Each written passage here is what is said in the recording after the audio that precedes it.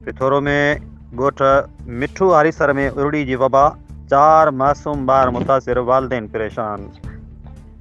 पिथोरो खां रिपोर्ट करे रहियो आहे डॉक्टर हेमलाल वाघाणी। ॻोठ मिठो हारीसर में उरड़ी जी बीमारी पखड़जण सबबि 4 मासूम ॿारड़ा सख़्तु मुतासिर थिया आहिनि, जिन जी हालत ॾिसी संदन वारस इंतही परेशानी जो शिकार आहिनि।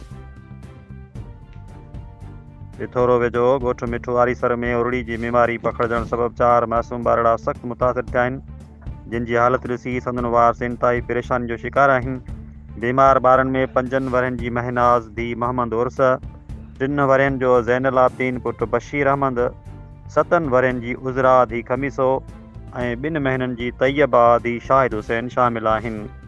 वारसनि जो चवणु आहे त इन्हनि मासूम ॿारनि खे उरड़ी जी हिफ़ाज़ती वैक्सीनेशन न थी सघी आहे, जंहिं सबबि उहे बीमारी में मुब्तला थिया। वालदेन पारां ज़िलई इंतज़ामिया ऐं सिहत खाते खां मुतालबो कयो वियो आहे त जल्द खां जल्द संदनि ॿारनि जो मुनासिबु इलाज कराए उरड़ी जी रोकथाम लाइ क़दम खयां वञनि। ॿिए पासे medical superintendent MS Pithoro doctor सजन रहमू सां राब्तो करण ते हुन ॿुधायो त डॉक्टरनि जी टीम जल्द ई मुतासिर ॿारनि जी वैक्सीनेशन लाइ मोकिली पई वञे ऐं ज़रूरी क़दम खयां वेंदा जी बीमारी वधीक न पखड़जी सघे। Doctor Hemlal Vaghani, Pithoro, social media center, Sindh.